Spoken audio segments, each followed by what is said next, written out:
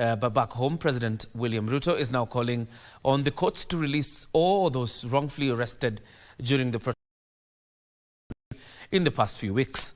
In his address to the nation at Statehouse earlier today, President Ruto urged the criminal justice agencies to take effective measures have been innocently caught up on the wrong side of the law be released and the charges against them withdrawn. The government will also offer necessary support and also extend a hand to those whose businesses were destroyed during the protests.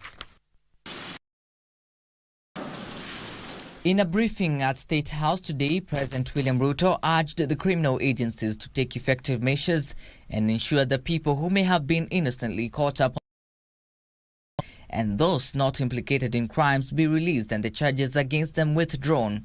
Unfortunately, there has been many instances of unlawful, dangerous and harmful conduct during the demonstrations and engagements, as a consequence of which have been arrested and charged in courts with various offenses. I urge agencies to take effective measures and ensure that people who may have been innocently caught up on the wrong side of things and not implicated in crimes be released and charges against them withdrawn. The loss of lives and injuries witnessed during the protests pledged to ensure police abuses during the judiciously. I call on the National Police Service to use its mandate responsibly, professionally, and effectively in full compliance with a view to promoting the national objectives of Article 238, 239 of our Constitution.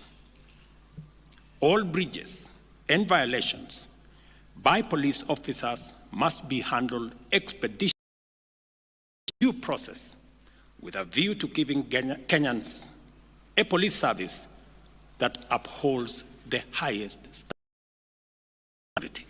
The president also assured the country that the government would offer necessary support to families and those who lost their livelihood during the protests. This is not how and where our democracy should proceed. We must do all we can to ensure that this does not occur again in future. The government necessary support to all families and citizens who lost.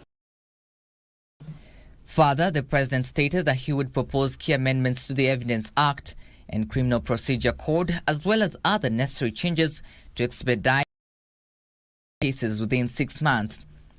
I will be proposing amendments to the Evidence Act and the Criminal Procedure, among other necessary legislative amendments to all statutes relating to corruption, to expedite investigation of corruption and economic crimes cases and provide for their conclusion within 6 months.